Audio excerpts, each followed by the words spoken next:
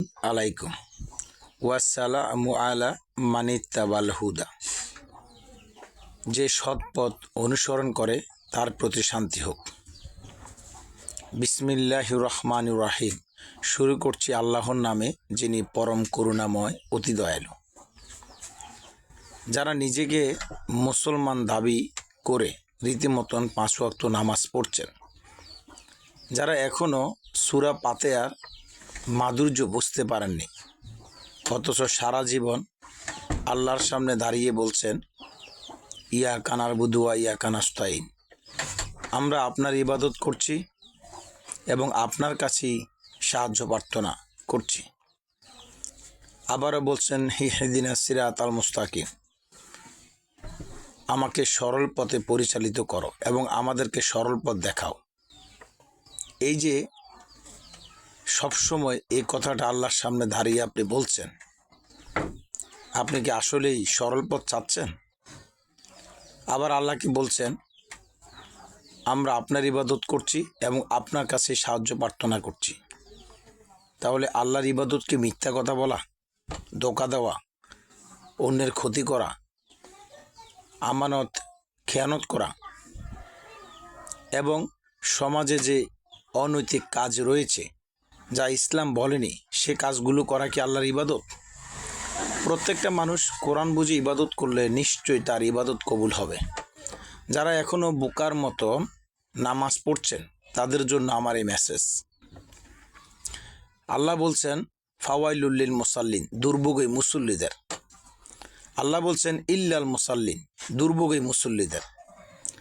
আল্লাহ যেমনভাবে আমাদেরকে কোরআনে বলছেন বোকার মতো কোরআন না বুঝে নামাজ পড়বেন না।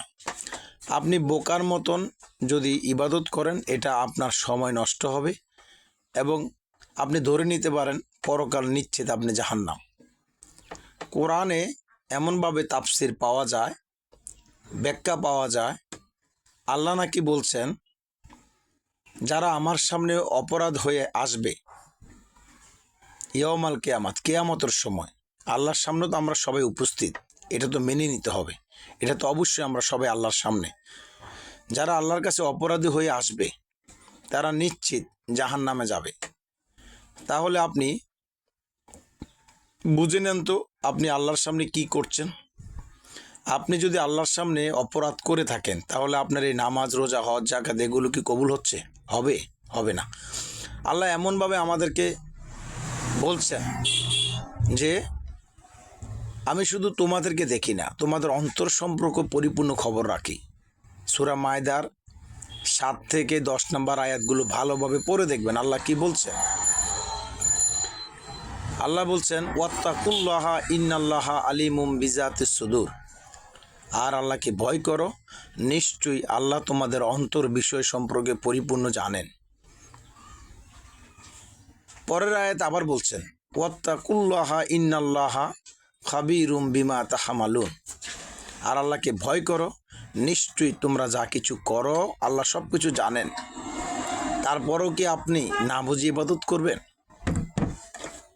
মানুষের কাছে প্রশ্ন রইল, আপনার সৃষ্টিকর্তা আপনাকে দেখছেন, অথচ আপনি আপনার সৃষ্টিকর্তাকে দেখছেন না।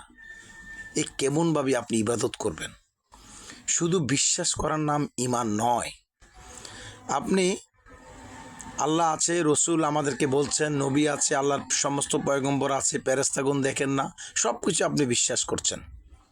কিন্তু এমন একটা কিতাব আল্লাহ আপনার কাছে দিয়েছেন, নাজিল করছেন আয়াতগুলো আমাদের উপর, সে কিতাব কিন্তু আপনার সামনে উপস্থিত, যার নাম হচ্ছে ইন্নাহু লা কোরআনুন কারীম, নিশ্চয়ই এটা সম্মানিত কোরআন।